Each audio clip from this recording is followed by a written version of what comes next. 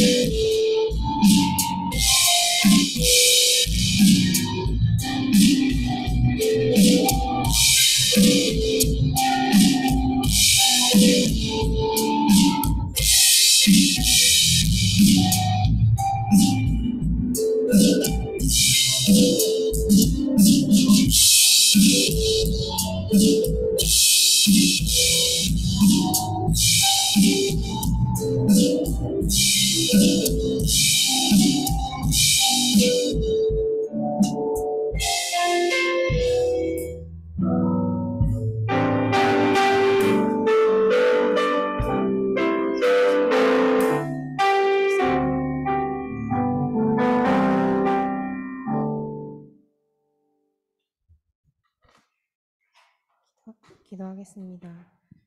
사랑의 하나님, 맑고 좋은 날 서울대학교회가 하나 되어 예배드리게 하시니 감사합니다. 벌써 학기 막바지에 이르러 더운 여름날이 다가오고 있습니다. 연구와 업무로 분주했던 마음을 내려놓고 지금 이 시간 온전히 주님께 집중하기 원합니다. 한 주간 주님보다 우선시했던 모든 것을 회개하며 주님 한 분만으로 만족하는 저희 대학원 예배 공동체가 되게 하여 주세요. 저희가 자신만을 돌아보며 나의 모습에 집중하지 않고 하나님 나라로 시선을 돌릴 때 하나님의 뜻이 더 선명하게 보이기를 기대합니다. 힘들어하는 주변 지체를 살피고 돌보는 손과 발을 허락하여 주시고 이 나라와 열방을 품고 하나님의 나라의 회복을 위해 마음과 뜻을 다할 수 있도록 도와주세요. 건강과 대인관계, 경제적인 문제 등으로 힘들어하는 사람들이 많이 있습니다. 또한 지금 이 시간에도 수많은 갈등으로 고통받는 나라와 기후변화로 재해를 당한 일들이 일어나고 있습니다. 하나님 나라와 그 의를 구하며 중보하게 하시고 회복된 이 땅을 소망하는 저희 되게 해주세요.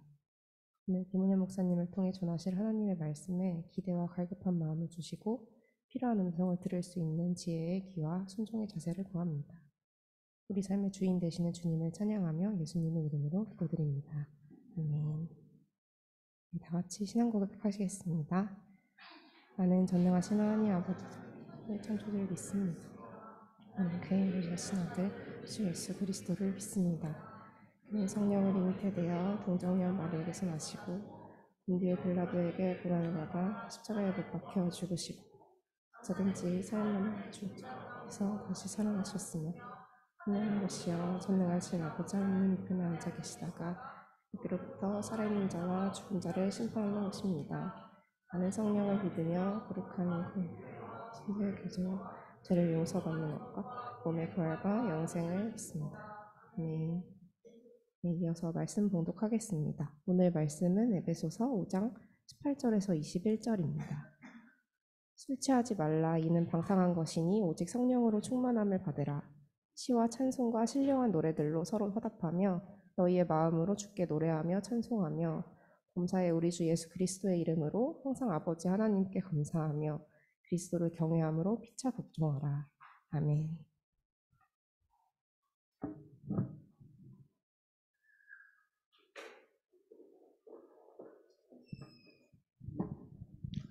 이 현 예배 자리에 오신 우리 형제 자매 여러분들을 주님의 이름으로 환영하고 축복합니다. 한 주간 편하셨어요? 자, 오늘은 왜 성령의 충만함을 받아야 할까라는 제목으로 여러분과 함께 하나님 말씀을 살펴보고자 하는데요. 자, 우리가 다 예수 그리스도를 믿음으로 말미암아 구원을 받았어요. 자, 그런데 구원을 받았으면 되었지 왜 또 성령의 충만함을 받아야 할까? 여러분, 하나님은 성경을 통해서 모든 사람이 세 가지 영적인 상태에 이렇게 속해 있다, 이렇게 가르쳐 주셨어요. 첫 번째 인간의 모습은 자연인의 상태, 이렇게 표현해요. 에베소서 2장 1절에서 2절 말씀을 보시면 너희의 허물과 죄로 죽었던 너희를 살리셨도다. 그때 너희가 그 가운데서 행하여 이 세상 풍속을 쫓고 공중의 권세 잡은 자를 따랐으니 곧 지금 불순종의 아들들 가운데서 역사하는 영이라. 그러니까 하나님이 주인이 아니라 나 자신이 주인이 되어버린 것이죠. 왜요? 죄로, 허물로 죽어버린 것이죠.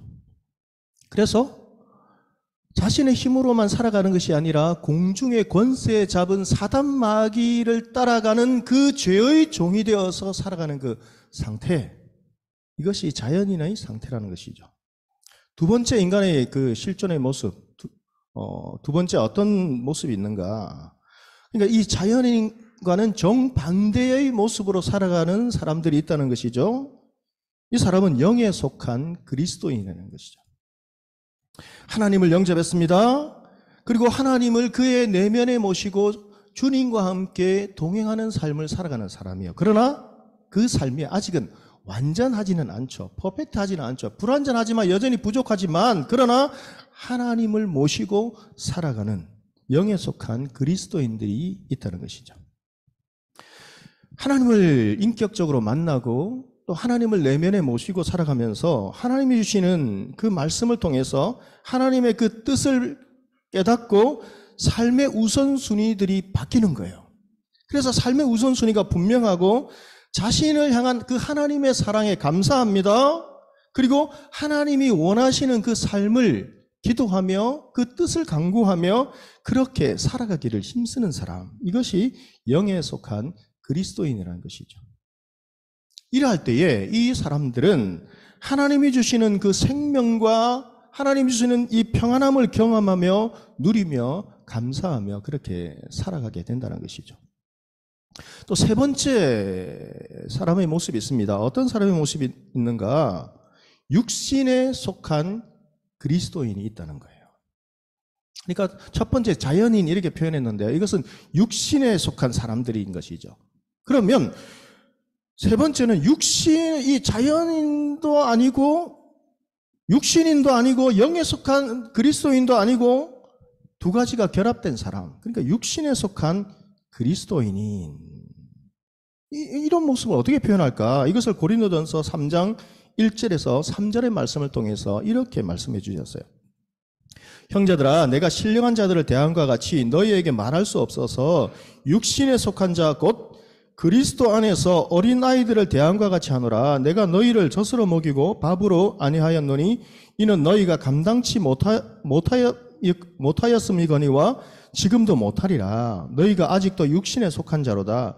너희 가운데 시기와 분쟁이 있으니 어찌 육신에 속하여 사람을 따라 행함이 아니리요. 하나님을 믿기로 결심했어요. 그리고 신앙생활을 겉으로 보기에는 잘 해요. 그런데 영적인 어린아이의 그 상태에 머물러 있다는 거예요. 육신에 속한 모습이 그대로 나타나면서 공존한다는 것이죠. 그래서 여러분 성경을 통해 가르쳐 주시는 것은 영적인 사람들이 세상을 따라 육신에 속한 세상적인 사람들처럼 행동하고 살아갈 수 있다는 거예요. 그리스도께서 그의 삶 가운데 분명히 계시지만 자신이 다시 삶의 주인으로 돌아갈 때가 많이 있다는 거예요. 꼭 불신앙 때문만은 아닙니다. 신앙은 있습니다. 그러나 때로는 자신이 더 열심히 노력해서 내가 노력하면 하나님께서 기뻐하실 거야? 이런 착각 때문에 자신도 모르게 슬그머니 자신의 힘으로 잘해보려는 그러한 생각에서 일어나는 일들이 그 사람을 영적인 사람에서 육신에 속한 그리스도인의 삶으로 그렇게 살아가게 만들 수 있다는 것이죠. 하나님을 위해 나는 더 노력할 거야. 계속 자신의 힘을 더 먼저 앞세우는 것이죠. 그래서 하나님을 위해 더 노력할 거야 라는 이 노력하기, 그러니까 다람쥐가 여러분 쳇바퀴를 돌리듯이 그 앞으로 나아갈 수도 없는 그 쳇바퀴를 자신의 힘으로 열심히 돌리는 거예요. 그러니까 자신이 최선을 다한 것이죠. 그런데 이렇게 하나님을 향한 열심을 정말 하나님의 이끄심에 이끌려서 그렇게 따라가야 되는데 자신의 힘이 더 앞세우다 보면 삶의 우선순위가 어느덧 또다시 바뀌어버리는 것이죠. 하나님보다는 자신의 경험과 노력과 가치관이 또다시 앞서게 되는 것이죠. 그리고 세상적인 또 방법과 세상적인 기존의 것이 이제는 영적인 것과 뒤죽박죽이 되어버리는 거예요. 그래서 더 열심히 노력하면 노력할수록 어떤 일이 일어나는가? 내면에 여러분 갈등과 혼란이 더욱더 커지는 거예요. 여러분, 한 가지 여러분에게 지금 질문 드리겠어요. 오늘 지금 이 순간 예배를 드려요, 여러분. 지금 앉아있는 이 자리에 지금 예배를 드린 이 모습보다 하나님을 더 사랑하고 친밀했던 적이 있었습니까? 아니면 오늘 이 예배의 자리가 하나님을 향한 최선의 예배의 자리로 지금 사모하며 기대하며 나오셨어요? 어때요, 여러분? 만약 이런 사랑과 친밀함의 이 기억도 없다면 정말 심각한 문제인 것이죠. 왜요? 그것은 구원의 확신으로 다시 돌아가야 되는 거예요. 만일 있다면 여러분 그때가 언제인지 여러분 기억나세요? 어떤 계기를 통해서 하나님을 그토록 사랑하게 되었고 하나님을 더욱 정말 그 하나님을 정말 가까이 할 수 있는 그 친밀함을 어떤 계기로 여러분 갖게 되었나요? 여러분 슬프게도 많은 하나님의 이 자녀들이 과거 그러니까 하나님을 믿어서 죄사함을 받았습니다. 그리고 미래가 해결되었습니다. 미래는 무엇입니까? 영생을 소유해서 천국을 여러분 이제 보장받은 거예요. 이 과거와 미래가 해결이 되었습니다. 그러나 현재의 삶이 문제인 거예요. 현재의 삶이 영적인 기복이 여러분 어떨 때는 기쁨으로 올라갔다가 어떨 때는 또 갑자기 추락하면서 예배의 자리에 보이지 않다가 영적인 기복이 심한 거예요. 때로는 어떤 지체들은 반복적인 죄를 계속해서 짓고 있습니다. 어떤 분은 그리스도인인 것처럼 찬양하고 행동하지만 마음속에는 그리스도인이 되어도 왜 삶의 변화가 일어나지 않을까? 이런 갈등과 고민 가운데 신앙생활을 하는 거예요. 어떤 지체들은 의무적으로 교회 생활을 해요. 어떤 분들은 남들에게 나는 예수님을 믿는 하나님의 자녀야라고 그리스도인이다라고 밝히는 것을 두려워해요. 어떤 분은 진정한 기쁨과 평안이 없이 의무적인 교회 생활을 이어나가고 있어요. 어떤 분은 전혀 기도를 하지 않습니다. 기도하면 뭐해? 아무런 변화가 일어나지 않는데 어떤 분은 규칙적으로 말씀을 가까이 하지 않는 거예요. 하나님의 선하심과 인도하심에 대해서 의심하며 때로는 오히려 현실에 일어나는 여러분 그 하나님의 자녀들의 그 모습과 교회의 모습에 대해서 비판과 시기와 원망과 때로는 자기 자랑에 빠져서 이렇게 살아가고 있다는 것이죠. 현재가 문제인 거예요.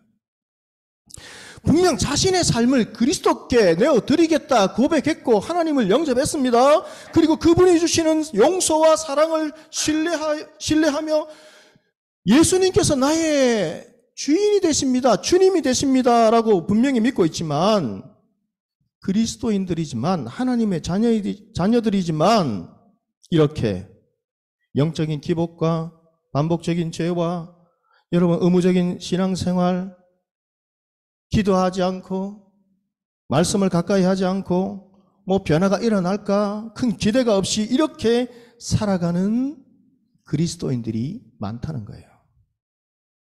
만약 이런 모습 속에 여러분들이 살아가고 있다면 여러분 우리는 이 비행기가 여러분 이상이 있어서 갑자기 적색경보가 울리는 것 같은 그런 영적인 경고를 받고 있다는 거예요. 하나님의 자녀들로 대단히 크게 지금 잘못된 위험한 상황으로 나아가고 있다라고 하나님께서 경고의 음을 울려주시는 거예요. 이 경고음에 반응하고 자신의 그 힘으로 살려고 하는 것에서 여러분 이 하나님을 의지하는 그 믿음으로 신뢰함으로 사랑함으로 다시 되돌아 서야 한다는 것이죠. 만약 이런 여러분 이 경보에 이 적색 여러분 이 사인에 아무런 느낌이 없다면 애석하게도 이런 분들은 자신이 아직 그리스도인이 아닐 수도 있다는 것을 여러분 인식하셔야 돼요. 다시 이런 분들은 어떤 분인가?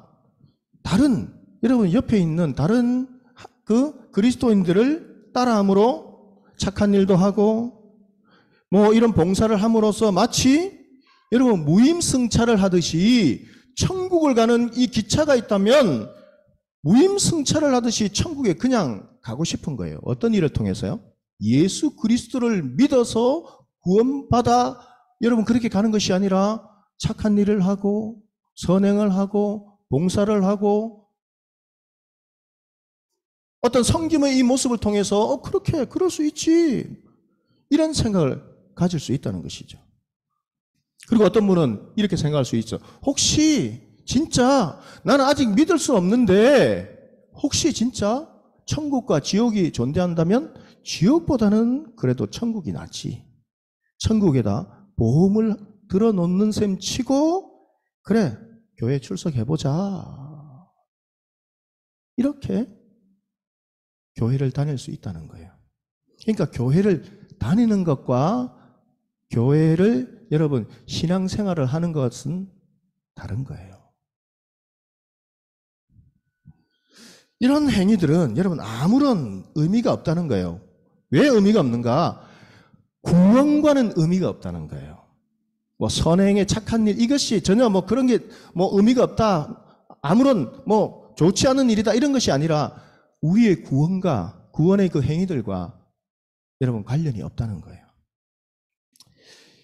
여러분 이런 생각을 가지고 교회에 나오신 분들은 오직 예수님을 믿으셔야 돼요. 지금 이 자리에서 믿으셔야 돼요. 자꾸 미루시면 안 돼요. 영접하셔야 돼요. 예수님을 영접하지 않고 자꾸만 여러분 무임승차하듯이 아니면 여러분 그 천국에 여러분 보험을 들듯이 그렇게 신앙생활을 해서는 안 된다는 거예요. 예수님만이 주실 수 있는 이 죄의 용서와 영원한 이 생명을 반드시 여러분 이 순간 이 기회에 여러분 붙잡으셔야 되는 거예요. 저희 동네에 퇴근 시간이 되면 강남은 더 하겠죠. 퇴근 시간 저희가 이제 마곡에 살고 있는데요.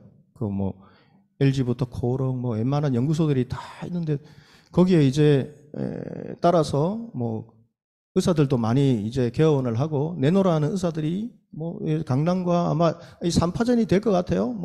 서울대 출신 내노라 하는 이 베테랑 의사들이 개원을 속속들이 해요.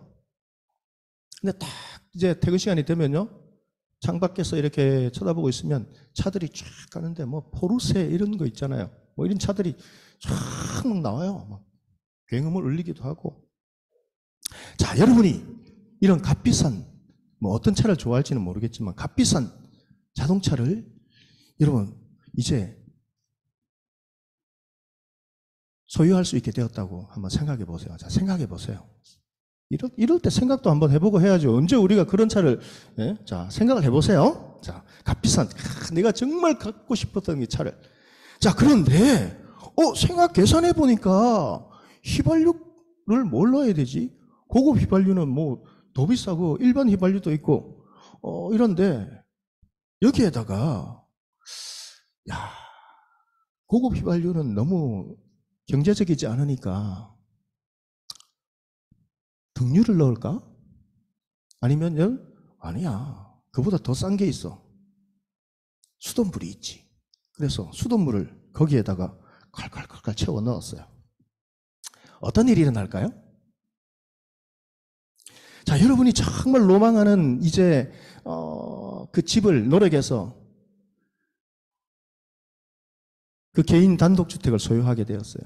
마당이 있고 정원이 있고 거기에다가 개인 풀까지 있는 수영장까지 있는 그 집을 드디어 노력해서 여러분이 소유하게 되었어요.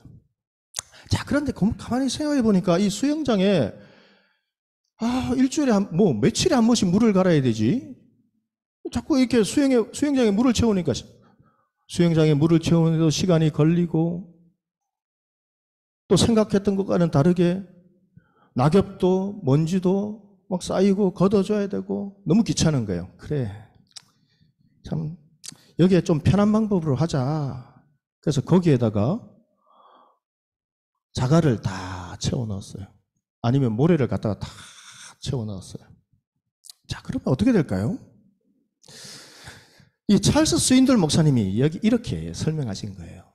찰스 스윈들 목사님이 이 질문에 대해서 이렇게 설명했습니다. 성령은 성도들에게 자동차의 연료와 같습니다. 그분은 우리가 올바른 길을 갈 수 있도록 에너지를 공급합니다. 그분은 우리가 장애물을 뚫고 나갈 수 있는 동기를 부여하십니다. 성령은 길이 험할 때에도 우리가 계속 나아가도록 격려하십니다. 성령은 우리가 고민할 때 위로하시고 재난을 당했을 때 평안케 하시고 외롭고 슬플 때 우리의 동반자가 되시고 지혜롭게 행동하게 하시고 어떤 결정을 내리기에 앞서 불안해할 때 분별력을 주십니다. 그분은 우리의 영적 연료이십니다. 이렇게 찰스 스윈들 목사님은 설명해 주셨어요. 자, 여러분은 지금 여러분의 삶에 무엇으로 채우고 있습니까? 일로 채우고 있습니까? 세상적인 지식으로 채우고 있습니까? 아니면 취미 활동으로 채우고 있습니까? 아니면 여러분의 가족을 돌보는데 그 많은 시간을 채우고 있습니까? 아니면 교회 활동으로 수많은 것들로 여러분의 삶을 지금 채워가고 있을 거예요. 이렇게 중요하게 생각하는 것들과 또 달력에 여러분 빽빽하게 적혀있는 일정들. 그러나 이것들이 우리의 삶을 공허함으로 채울 수 있다는 거예요. 아이러니하게. 많이 여러분 빽빽하게 채워진 일정과 여러분 일과 지식과 취미와 여가 활동과 뭔가 노력해서 성취하는 수없이 많은 것들로 더 채워지지만 아이러니하게도 그 빽빽함이 그 채워짐이 여러분의 삶을 공허함으로 채울 수 있다는 거예요. 여러분, 인간은 누구나 하나님의 임재하심으로 그 공허함이 메꿔지고 채워지도록 창조되었기 때문이에요. 그래서 하나님 없는 다른 것들로 채워지면 공허함만이 남는 거예요. 자, 그렇다면 여러분, 우리는 성경의 이 말씀대로 표현하면, 가르침대로 표현하면 성령의 충만함을 받아야 하는 거예요. 성령의 충만함. 하나님의 그 임재하심으로 채워지는 것. 자, 그렇다면 성령의 충만함이란 무엇일까에 대해서 우리가 알아봐야 되겠죠. 자, 성령의 충만함이란 무엇인가? 우리 오늘 말씀 에베소서 5장 18절에서 21절 말씀 우리 다 같이 한 목소리로 다시 한번 읽겠습니다. 시작.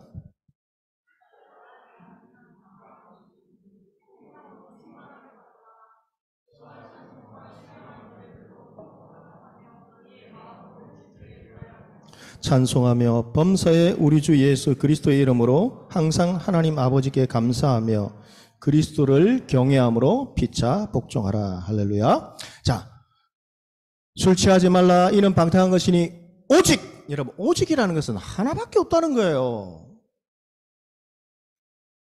오직 무엇 하라고요? 성령으로 충만함을 받으라. 자, 성령으로 충만함을 받으라 할 때 이 받으라, 이 충만함을 받으라에 사용된 이 동사를 살펴봐야 되는데요.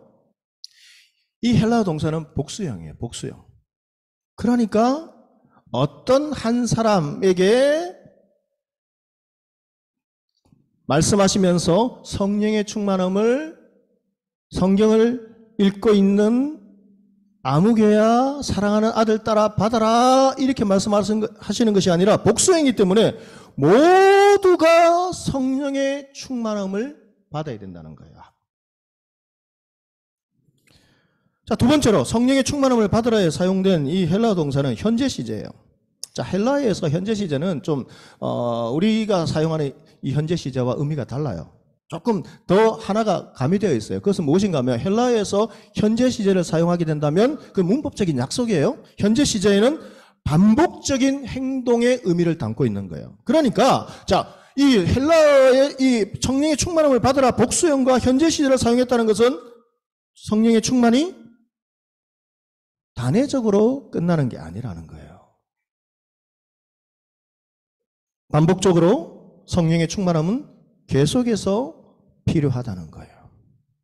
자, 사람의 생명을 유지하기 위해서 여러분 호흡은 반드시 필요한 것이죠. 자, 우리는 인식하지 못하지만 밤에 잠을 잘 때에도 호흡은 해요.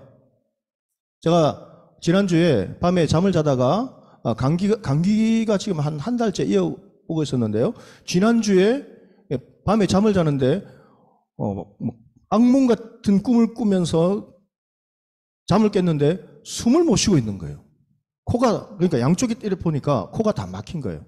입으로 숨을 쳤는데 그동안 계속해서 그 한쪽이 막히면 한쪽은 숨을 쉴 수가 있었어요. 자, 그러니까 우리는 인식하지 못하지만 하루에 대략 2만 한 1,600회 이 평균적으로 사람들은 호흡을 한다고 해요. 여러분 2만 한 1,600회 한다? 우리 종원 형제 인식하면서 호흡하는 거 헤아려 봤어요? 그죠? 그냥 살아가는 거예요. 호흡 자연스럽게. 빌 라이트라는 분은 성령의 충만을 이 영적인 호흡에 비유하며 설명한 거예요. 성령의 충만함은 이렇다. 그래서 그분은 이렇게 가르쳤어요. 하나님께서 나의 죄를 용서하셨다. 이 사실을 믿으면서 인식하면서 숨을 내쉬어라는 거예요. 우리 한번 해볼까요? 자, 하나님께서 나의 죄를 용서하셨다. 한번 뱉어보세요. 자, 그리고 성령께서 나의 삶을 통치하시고 인도하신다라는 이 말씀을 믿고 숨을 들이쉬는 거예요. 자, 숨을 들이쉴 때는 하나님께서 나의 삶을 통치하시고 인도하신다. 이것을 인식하면서 들이마셔 보세요. 하나님께서 나를 인도하신다, 통치하신다, 지켜주신다. 들이마시고 뱉을 때에 나는 예수 그리스도를 믿음으로 죄의 용서함을 받았습니다. 어찌 보면 여러분 이 과학적으로도 좀 일리가 있는 것 같아요. 숨을 내뱉지 않고 계속 있으면 우리 몸에 이산화탄소가 있는 것이 안 좋잖아요. 이산화탄소 그냥 우리가 들이마시면 어떻게 돼요? 지사랑이 이럴 수도 있는 것이죠. 뱉으면서 나쁜 이산화탄소, 그러니까 죄사함은 다 나가라. 나는 용서받았다. 그리고 신선한 여러분 이 생명의 산소를 공급받아야 되듯이 하나님께서 내가 예수 그리스도를 믿음으로 나는 새 생명을 얻었고 하나님께서 나를 지켜주시고 인도하신다. 들이마시고 이것을 인식하면서 이렇게 하라는 거예요. 이것이 빌 라이트라는 분이 가르쳐 주셨어요. 이 숨을 들이마시고 내쉬기는 어떻게 해요? 한두 번으로 끝나면 안 되는 것이죠. 어떻게 해야 되는 거예요? 하루 종일 우리가 하나님 앞에 가는 그날까지 계속 이어져야 되는 거예요. 그렇다면 성령의 충만함은 어떤 것이라고요? 이렇게 계속해서 이어져 가야 되는 것이에요. 성령의 충만함이. 그래서 호흡 비유를 통해서 깨닫고 기억해야 할 것은 우리가 어디에서 무엇을 하든 호흡을 해야 하는 것처럼 하루 종일 여러분 우리가 일평생 하나님 앞에 여러분 서는 그날까지 우리는 성령의 충만함을 받아야 된다는 거예요. 이렇게 성령의 충만함을 구하는 것을 여러분 우리는 우리 스스로 자랑할 수 없음을 동시에 기억해요. 자, 내가 호흡하는 것 오늘 이 예배를 드리러 오는데요. 모든 것이 은혜여서 당연한 것이라 여겼는데 그것이 은혜여서 그것이 또 의미 있게 더 생생하게 다가와요. 여러분 내가 호흡하는 것, 내가 잘나서 내가 얼마나 호흡 잘하는지 볼래? 나는 서울대를 나와서 저 유학을 갔다 와서 나는 이렇게 호흡을 잘해. 그렇게 자랑하고 다니는 우리 지체들 있어요? 나는 박사학위를 받았어. 그래서 호흡을 이렇게 잘해. 예? 내가 얼마나 호흡 잘하는지 볼래? 했는데 입냄새 나 저리 가. 예? 호흡을 잘한다고 우리가 자랑할 수 있는 게 아니에요. 자, 그래서 우리가 성령의 충만함을 받는 것은 우리가 자랑할 수 없음을 동시에 우리가 기억해야 하는 거예요.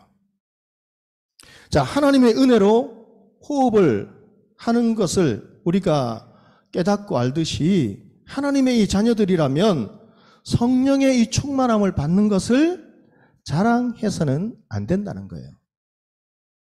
자랑하는 것이 아니라 이 성령의 충만함을 사모하고 감사하고 소중하게 여기고 그것을 잘 여러분 유지하면서 그렇게 주님과 동행하려고 힘써야 하는 것이죠.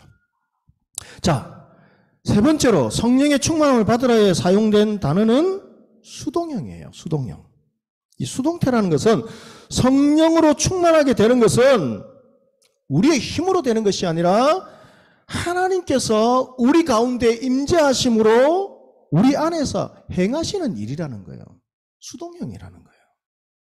여러분, 강물에 몸을 담그면 자연스럽게 몸이 젖는 것처럼 하나님의 그 임재의 강 가운데에 들어가면 자연스럽게 하나님의 자녀들은 성령의 충만함을 받게 된다는 거예요. 네 번째로 성령의 충만함을 받으라에 사용된 단어는 명령형이에요. 명령형. 받아도 되고 싫으면 나중에 해도 되고 그것도 부담스러우면 안 해도 되고 그것이 아니라 반드시 해야 되는 거예요.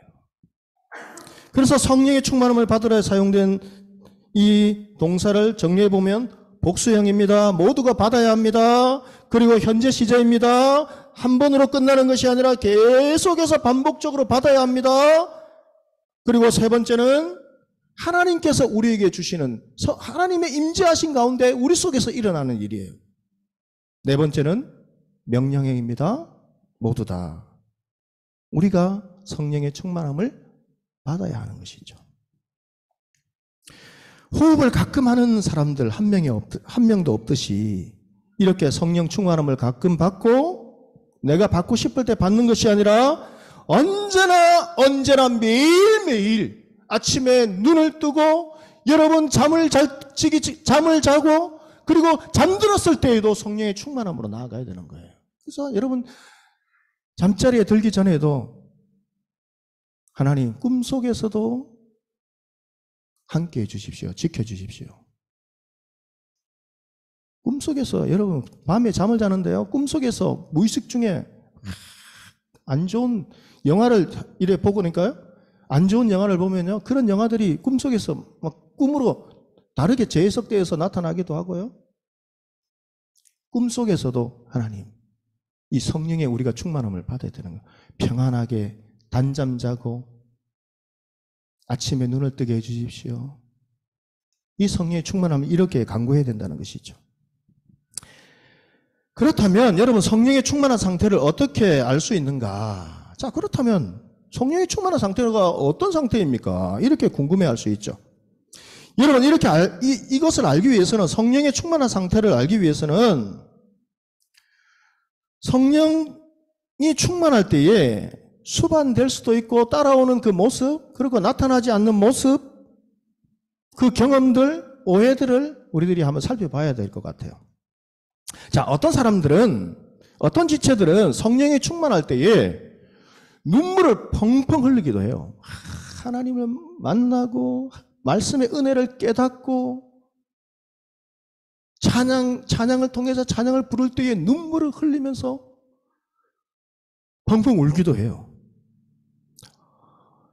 어떤 분들은 기뻐 뛰며 춤을 추기도 해요. 어떤 분들은 함성을 지르기도 하고. 자, 이런 경험을 했어요, 여러분들이. 그런데 내가 이렇게 경험했기 때문에 당신도 이런 경험과 감정을 표현해야 합니다 라고 주장하는 것은 곤란하다는 거예요. 여러분 사람들이 기쁨에 반응하고 슬픔에 반응하는 이 감정을 나타내는 방법은 다양해요. 자, 결혼식을 참석해 봤어요. 어떤 결혼식을 참석해 보니까 어떤 신랑은요 함성을 질러요. 만세 하면서요 막 함성을 지르고 누구야 뭐 사랑한다 막 이렇게 함성을 질러요. 이 모습은 우리 아내가 저한테 기대했던 모습인데 저는 결혼할 때 너무 경황이 없어서 무슨 소리를 했는지 모르겠어요. 가만히 얌전하게 있어서. 근데 저런 모습을 좋아하는 것 같아요. 또 어떤 분들은 얌전히 있는 거예요. 얌전하게. 얌전하게 있는 것은 격식을 차리는 것이다. 최고의 나의 기쁨을 표현한 것이다. 얌전하게 격식 있게 그렇게 우아하게 앉아있죠. 그런데 어떤 결혼식에 가보니까요, 울어요. 결혼식을 하는데 펑펑 울어요. 하면서 아빠 잘 있어요 막 울고, 엄마 아빠는 다시는 못 볼 것처럼 막 엉엉엉 울고, 감사의 편지를 쓰면서도 울고. 그런데 어떤 가족들은 막 크게 또 막 재밌게 웃기도 하고요. 자, 여러분 어떤 스타일이 결혼식에 맞는 걸까요? 나는 격식에 맞는 스타일이 가장 좋은 결혼식이라고 생각해 라고 했는데 펑펑 울고 때로는 기뻐하고 감성을 지르면 야, 저 사람 참 결혼식을 어떻게 저렇게 할 수가 있지?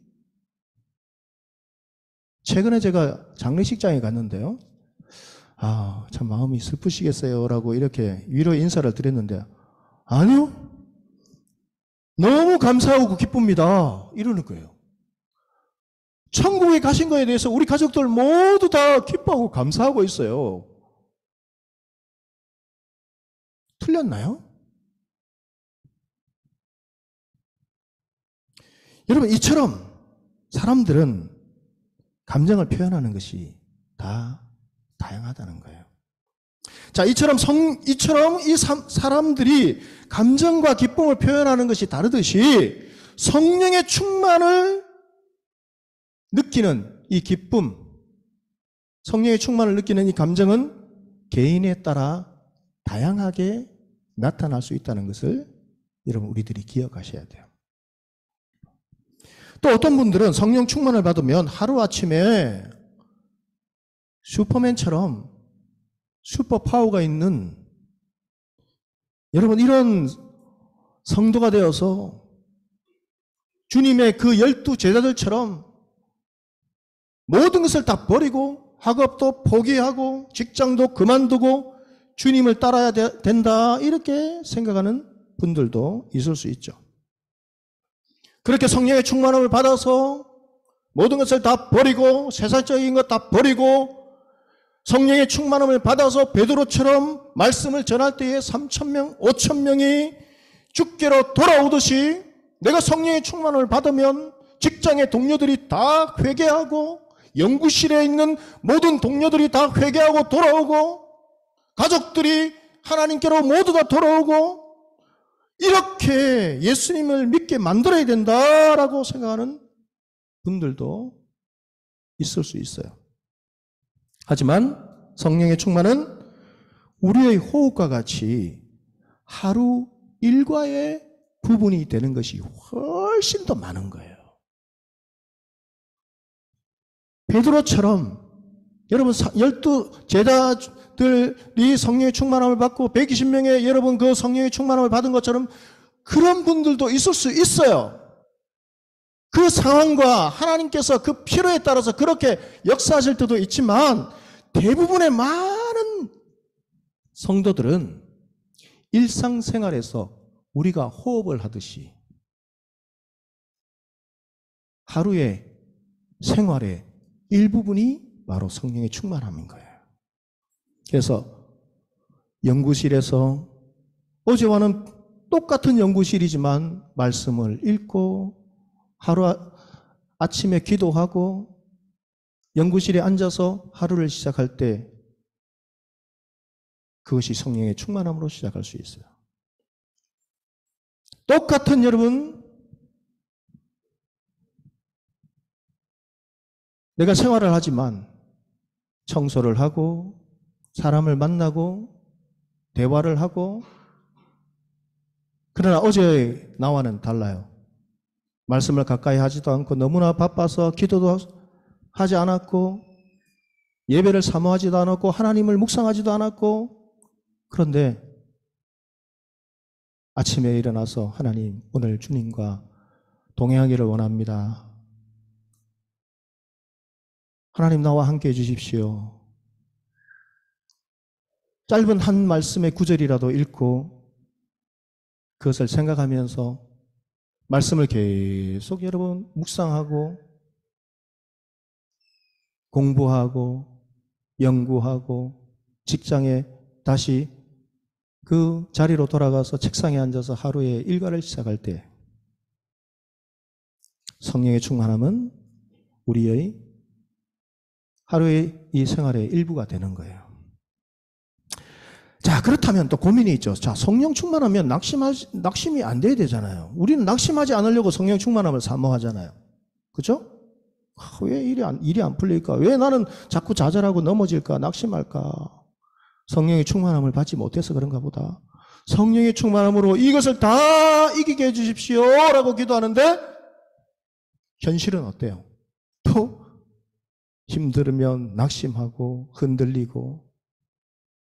자, 그런데 여러분, 이 오해를 풀어야 된다는 거예요. 저도 이 부분을 최근에 풀었어요.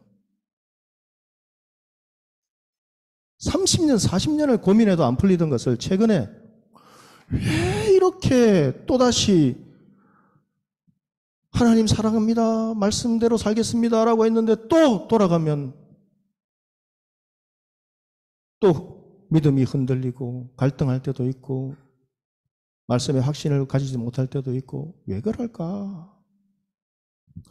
그런데 하나님께서 최근에 어떤 말씀을 읽고 또 설교에 새벽기도 가면서 말씀을 듣고 여러 가지 동시다발적으로 딱 하나님께서 깨닫게 해주시는 거예요. 자, 성령에 충만한 사람도 좌절하거나 낙심할 수 있다는 거예요. 자, 사도 바울이 있습니다. 사도 바울. 이 사도 바울은 이렇게 고백했어요. 속사람으로는 하나님의 법을 즐거워하되 내 지체 속에서 한 다른 법이 내 마음의 법과 싸워 내 지체 속에 있는 죄의 법으로 나를 사로잡는 것을 보는도다. 여러분, 사도 바울은 분명 사울에서 바울로 바뀌면서 예수 그리스도를 인격적으로 만났습니다. 그리고 하나님의 복음의 헌신자로 그는 평생 하나님께 드리는 삶을 살았습니다. 우리로 표현한다면 성령에 충만한, 성령에 사로잡혀 살아갔던 사람이에요. 그런데 그가 이렇게 고백합니다. 나는 하나님의 법을 사모하는데, 즐거워하는데, 그런데 내 지체 속에서는 한 다른 법이 내 마음의 이 법과 싸우는구나. 성령이 충만하면 절대로 이렇게, 여러분, 이런 생각도 가져서도 안 되고 이렇게 넘어져서도 안 된다고 생각했는데 아닌 거예요. 사도 바울도 우리와 똑같이 이렇게 고민하는 삶을 살아간 거예요. 그러면서 그는 이렇게 고백합니다. 오호라, 나는 공고한 사람이로다. 이 사망의 몸에서 누가 나를 건져내랴? 탄식했어요, 사도 바울. 성령이 충만해도 육신의 감정과 느낌과 유혹이 늘 따라다니면서 하나님의 능력 있는 이 종 사도 바울까지도 괴롭혔다는 거예요. 복음을 전합니다. 돌에 맞아 죽을 뻔한 그 고비 가운데서도 복음을 전하며 하나님께 헌신된 삶을 드렸습니다. 그럼에도 불구하고 성령이 충만해도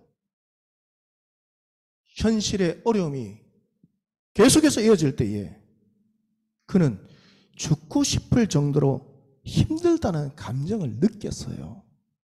사도 바울도. 그리고 때로는 낙심하기도 한 거예요. 그래서 여러분, 성령이 충만한 사람들이라도 좌절하거나 낙심할 수 있어요. 우리가 좌절하고 낙심할 때 그것을 잘 이겨내도록 성령 하나님께서 도와주시지만 우리의 삶 가운데 있는 좌절과 낙심도 삶의 일부분이고 성령 충만함의 일부분이라는 거예요. 저는 낙심과 좌절은 삶의 일부분이라는 것은 계속해서 생각하며 그렇게 살았지만, 이것이 이 낙심과 좌절도 성령의 충만함의 일부분이구나, 이것을 깨닫지를 못하고 그렇게 사니까 너무 힘들었던 거예요. 신앙생활이. 하나님 나를 정말 사랑하십니까? 그런 의문이 들기도 하고. 그래서 여러분, 우리는 이 좌절과 낙심도 삶의 일부분이고 성령의 충만함의 일부분이다. 이것을 인식하고 기억하며 살아가셔야 되는 거예요. 자, 어떤 우리 성도들은 성령이 충만할 때 방언으로 기도하는 분도 있어요. 그렇지만 많은 우리 지체들은 그렇지 않다는 거예요. 여러분, 사도행전 2장 말씀을 읽어보면 성령이 충만할 때 방언으로 말하고 방언으로 기도했어요.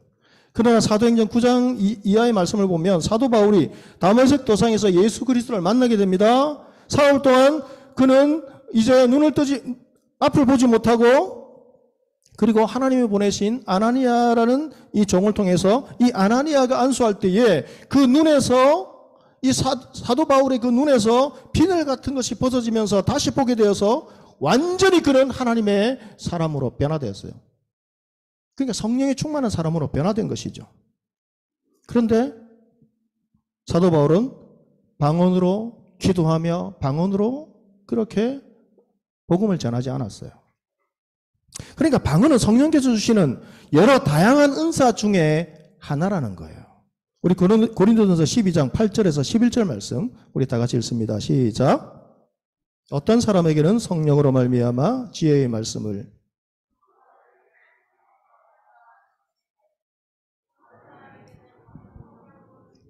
어떤 사람에게는 한 성령으로 병 고치는 은사를, 어떤 사람에게는 능력 행함을, 어떤 사람에게는 예언함을, 어떤 사람에게는 영들 분별함을, 다른 사람에게는 각종 방언 말함을, 어떤 사람에게는 방언들 통역함을 주시나니 이 모든 일은 같은 한 성령이 행하사 그의 뜻대로 각 사람에게 나누어 주시는 것이니라. 여러분, 은사는 크고 낮음이 있는 것이 아니라는 거예요. 하나님이 교회를 세워주시기 위해 주신 선물인 거예요. 어떤 분은 성령이 충만하면 시험을 만나지 않게 된다. 만나지도 않게 되고 문제가 해결 다 될 것이다. 그렇게 오해하기도 해요. 자, 성령이 충만하면 모든 시험을 다 피할 수 있을까요? 모든 문제가 다 해결될까요? 하지만 성령이 충만해도 문제를 만날 수 있고 성령 충만함이 모든 문제를 사라지게 만드는 것은 아니라는 거예요. 자, 예수님 보십시다. 우리의 모델이신 예수님. 예수님은 일평생 성령이 충만하게 살아가신 분이에요. 그런데 예수님은 외면을 받으셨습니다. 비난을 당하셨습니다. 핍박을 당하셨습니다. 심지어는 사단의 시험을 받으셨어요. 그리고 십자가에 못 박히셨어요. 자, 스데반 집사님, 성령이 충만한 분의 얼굴을 떠올리라면 스데반 집사님의 얼굴이 떠오르겠죠. 자, 스데반 집사님도 성령이 충만했지만 살기가 등등한 그 사람들에 의해서 돌에 맞아 순교하셨어요. 그러하기에 여러분, 성령 충만이 모든 문제와 시험을 막아주고 사라지고 그렇게 해결해주는 만능 열쇠인 것처럼 그렇게 생각해서는 안 된다는 거예요. 성령이 충만해도 시험을 만날 수 있고 성령이 충만해도 여러분 문제와 어려움은 여전히 함께 갈 수 있는 거예요. 하지만 성령이 충만하면 이 문제를 만날 때에, 시험을 만날 때에 대처할 수 있는 그 힘과 지혜와 인내와 능력과 믿음을 주시는 거예요. 할렐루야. 이것이 큰 차이라는 거예요. 내가 지금 견딜 수 있다, 견디고 있다, 성령이 충만한 거예요. 기도조차 할 수 없었는데 나는 정말 하나님의 자녀도 아닌가 봐. 아니에요. 하나님 보시기에는 성령이 충만한 거예요. 어제 다이어트 한 명의가 의사가 나오셔서 한 가족이 전부 다 비만이에요. 그래서 이 이 가족들이 살을 빼게 하는 이 건강을 관리하는 프로젝트를 시작했는데 다 성공을 했어요. 그런데 마지막 한 그 가족 중에 한 분이 나오셨는데 저는 체중은 그대로예요. 그래서 박사님이 짜주신 식단을 해서 그대로 말씀하신 대로 했는데 근데 제가 느끼기에는 저는 뱃살이 이 위에 뱃살도 좀 들어간 것 같고 변화가 있는 것 같은데 옆에 있는 주변에 있는 친구들이나 다른 사람이 야, 너 체중 하나도 안 빠졌네? 그거 뭐하러 해? 그러니까 그게 너무 속상해요. 근데 그 의사분이 격려의 박수를 보내는 거예요. 제가 관심 있는 것은 몸무게가 아닙니다. 이라는 거예요. 몸무게가 중요한 것이 아니라 당신께서, 아무개님께서 얼마나 건강해졌는가. 자, 수치를 보십시오. 나쁜 이 콜레스테롤이 이만큼 수치가 떨어졌습니다. 나쁜 지방이 이만큼 사라지고 그 대신에 뭐로 채워졌을까요? 건강한 단백질과 근력으로 채워진 거예요. 걷기도 하고 운동도 하면서 식단을 조절하니까. 근데 몸무게는 그대로예요. 잘하신 거예요. 그 주변에서 그렇게 이야기하는 분들은 어떤 분은 그런 거예요. 제가 이 박사님이 말씀하시는 것 전에 약을 먹고 10kg를 뺐는데 그 약을 끊고 나서 하니까 또다시 제자리로 돌아왔습니다. 그렇죠? 왜 그럴까요? 나쁜 이 수치들을 떨어뜨려야 되는데 그것은 그대로 있고 무엇이 몸무게를 뺐을까요? 근력을 다 감소시킨 거예요. 약을 먹어서. 그런 것은 저에게는 관심이 없습니다. 그런 것은 좋지 않습니다. 이렇게 이야기하는 거예요. 그래서 말씀을 어떻게 마무리할까 고민했는데 하나님께서 여러분 우리가 생각하는 하나님 나는 변화가 없습니다. 이렇게 해도 변화가 없는데 때로는 여러분 내가 열심히 노력했는데 약을 먹어서 그냥 우리가 정말 필요한 그 근력을 다 손실해버리고 오히려 더 나중에 더 안 좋아지듯이 우리는 자꾸 그런 생각을 하고 성령의 충만함을 받으면 모든 문제와 모든 것들이 다 해결이 되고 이렇게 되는데 나의 생활은 변화가 없는 것 같고 그대로인 것 같은데 하나님. 근데 하나님의 관심은 그 자리, 그 변하지 않는 그 자리에서 우리에게 그 문제와 시험 앞에 대처할 수 있는 힘과 지혜와 인내와 능력을 우리에게 주시는 거예요. 그래서 성령이 충만해도 시험 계속 일어날 수 있고 문제가 해결되지 않을 수 있어요.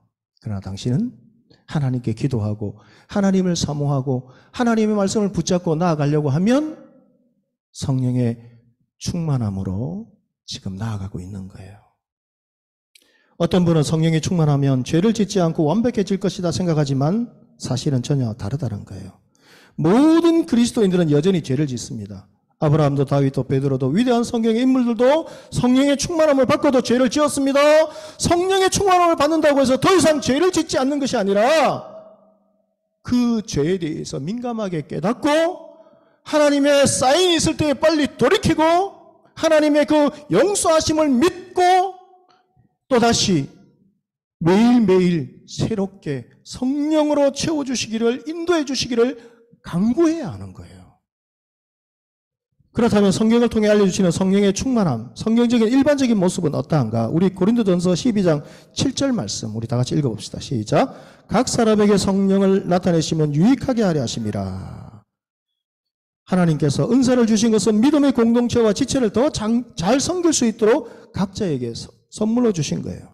그래서 성령 충만의 일반적인 모습 중에 하나는 무엇인가? 믿음의 공동체를 더 잘 섬기려고 하는 자세가 나타난다는 거예요. 갈라디아서 5장 22절에서 23절 말씀 다 같이 읽습니다. 시작. 오직 성령의 열매는 사랑과 희락과 화평과 오래 참음과 자비와 양성과 충성과 온유와 절제니 이 같은 것을 금지할 법이 없느니라. 자, 남을 사랑할 수 있는 능력. 나는 정말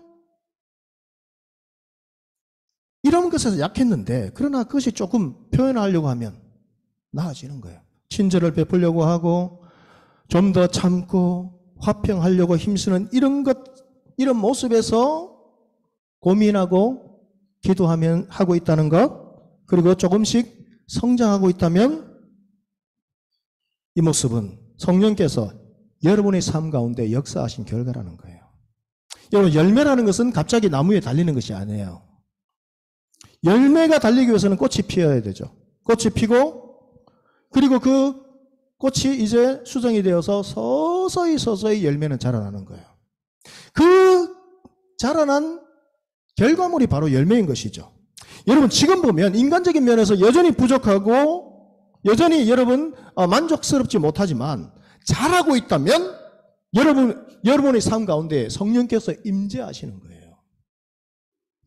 임재하고 계시는 성령 충만함을 주시는 증거라는 거예요. 성령의 임재하심을 계속 유지하고 성령이 충만하면 결국에는 나중에 예수님의 인격을 닮아가는 그리스도를 닮아가는 여러분의 삶으로 여러분들이 나아갈 수 있게 되는 거예요. 그리고 성령이 충만하면 전도할 능력을 주십니다. 여러분 사도들은 완전하지 못했어요. 그러나 성령의 충만함을 받을 때 담대함과 확신을 갖게 된 거예요. 내가 가장 약할 때에 강함입니다 라고 고백할 수 있게 되는 거예요. 그러하게 여러분, 성령 하나님도 인격적인 하나님이세요. 이것을 여러분 꼭 기억하셔야 돼요. 성부 하나님도 인격적이시고 성자 예수님도 인격적이신데 성령 하나님은 인격적인 분이 아니시다라고 착각하며 살아갈 수 있는 거예요. 성령 하나님은 영이시니까. 그래서 여러분, 성령 하나님은 인격적인 분이시다는 것을 인식하지 못하고 살아가는 성도들이 있을 수 있어요. 우리 성령 하나님도 인격적이세요. 그러니까 인격적이시라는 분은 성령 하나님도 우리와 인격적으로 함께 하신다는 거예요. 예수님을 영접했다면 성령 하나님께서 우리와 이미 함께 하시는 거예요. 여전히 화낼 수 있어요. 여전히 죄 지을 수 있어요. 여전히 낙심할 수 있어요. 여전히 넘어질 수 있습니다. 그러나 하나님이 함께 하시기에, 성령 하나님이 인격적인 하나님이 함께 하시기에 부족한 우리들을 감싸 안으시고 반복해서 죄를 짓던 이 죄와 싸워 이길 힘을 주시고, 예전처럼 100번을 화를 냈다면 90번을 화를 낼 수 있는, 그리고 점점 그 숫자가 줄어드는 이런 사람으로 하나님께서 다듬어 가시고 성령의 열매를 맺을 수 있도록 그렇게 자라도록 함께 하시는 거예요. 이 자라는 과정도 성령의 충만함이라는 거예요. 자, 이제 말씀을 맺겠습니다. 이제껏 신앙생활을 하면서 여러분 평안함을 느끼지 못했다면 나 자신을 사랑하고 평안함을 느끼는 나 자신에 대해서 여러분 우리 한번 생각해 봅시다. 그 모습을 그려 봅시다. 자, 그동안 유혹을 받아서 자꾸 갈등하면서 흔들리고 낙심했다면 이제 하나님의 이 인격적인 하나님, 성령 하나님을 붙잡고 하나님께 순종하며 그 유혹을 이길 수 있는 힘을 주시는 그 하나님을 붙잡고 승리하는 여러분의 모습을 우리 그려봅시다. 성령 하나님께서 여러분의 삶 가운데 역사하셔서 죄에 대해서, 여러 유혹과 시험의 문제에 대해서 이길 힘을 주시고 궁극적으로는 여러분을 반드시 하나님께서 축복의 사람으로, 승리의 사람으로 만들어 가실 겁니다. 말씀을 맺도록 하겠습니다. 우리 다음 시간은 어떻게 성령을 충만을 받을 수 있는가에 대해서 한번 살펴보도록 하겠는데요.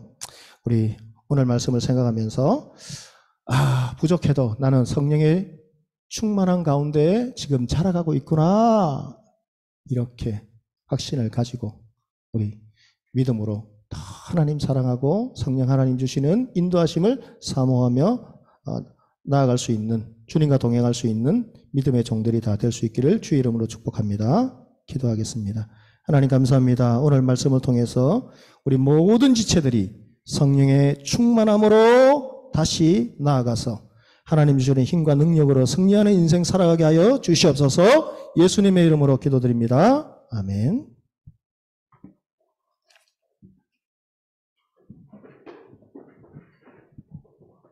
네, 다음으로 다 함께 찬양하시면서 주님께 예배하신 헌금 드리겠습니다.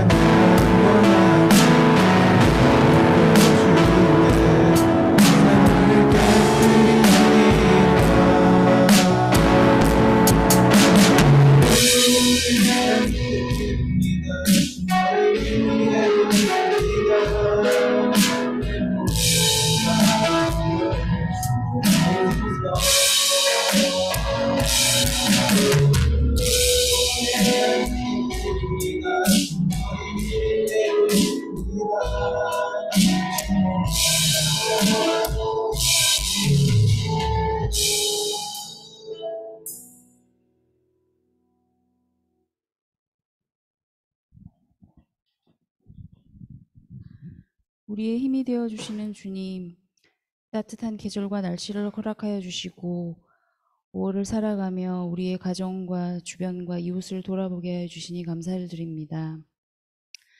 하나님, 우리는 매번 고민과 선택의 연속에서 삶을 살아가고 있습니다.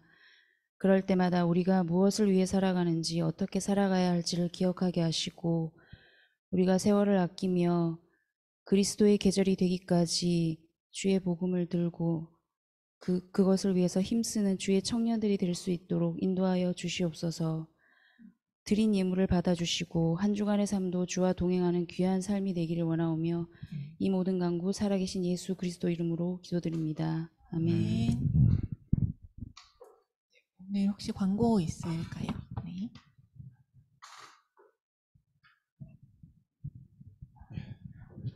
네, 안녕하십니까. 오늘 3가지 정도 광고가 있는데요. 지난주부터 이미 PPT에서 광고가 나가는 내용이었는데 그 온라인 헌금 관련해서 말씀드립니다. 그래서, 여기 있군요. 그 끝날 때 우리 PPT 광고 뜨잖아요. 온라인 헌금을 드릴 때 지금까지는 그냥 무조건 서울대학 교회로 다 그냥 보내셨는데 그러지 마시고 대부분의 그냥 일반 우리 헌금은 우리 자체 내 서울대학 우리 대학원 예배 그 계좌, 최은정 전사님 아마 계좌일 텐데요. 우리은행 계좌로 넣어주시고 거기서 한꺼번에 이제 모아서 이렇게 보내는 식으로 하고자 합니다. 근데 연말 정산이 특별히 이제 필요한 경우가 있죠. 저 같은 경우는 이제 11조는 이제 그 서울대학 교회 그 온라인으로 보내는데 그런 식으로 온라인 연말 정산이 필요한 경우만 서울대학 교회 그 계좌로 보내시면 좋겠습니다. 왜냐하면 그 회계상 너무 일이 좀 번거로워져서 서울대학 교회 계좌가 너무 많아져가지고 그래서 좀 정리를 하는 입장에서 그렇게 하고자 합니다. 그래서 좀 나누어서 그렇게 구분해 주시길 바라겠습니다. 두 번째는 오늘 목장 모임에는 선기미 분들이 함께하는 그런 주입니다. 그래서 한 달에 한 번씩 그렇게 우리가 함께 선기미 분들이 목장 모임에 참여를 해서 같이 성경 공부도 하는데 오늘이 바로 그날입니다. 그래서 같이 함께 은혜로운 시간이 되시길 바라겠고요. 그다음에 늘 이제 드려온 광고인데 연합 수련회 계속해서 좀 기도를 해주시기를 바라겠습니다. 이 설교는 연합 수련회 그 메시지는 더 크로스 처치의 박호정 목사님이 맡아주시기로 했고 아마 특강도 지금 섭외 중인데 그렇게 비슷하게 할 것 같습니다. 그리고 교제하는 시간, 물론 기도하는 시간이 있을 텐데 연합 수련회로 해서 많이 기도해 주시고 지금 이걸 위해서 이제 오전 예배 학부와 국제 예배 연합으로 하는 오전 예배에서도 이런 준비하는 그런 인원이 구성이 됐고 우리 대학원 예배에서도 두 분이 수고를 해주시기로 해주셨습니다. 뭐 장소는 시흥 캠퍼스에서 진행하기로 이렇게 결정을 했습니다. 그래서 시흥 캠퍼스에서 6월 24일부터 25일까지 진행을 합니다. 그래서 오전 아마 11시쯤 출발하지 않을까 싶어요. 점심 거기서 드시면서 이렇게 교제가 시작되는 그런 순서가 될 것 같습니다. 네, 감사합니다. 네, 그럼 마지막으로 결단 찬양하시면서 주님께 나아가시겠습니다.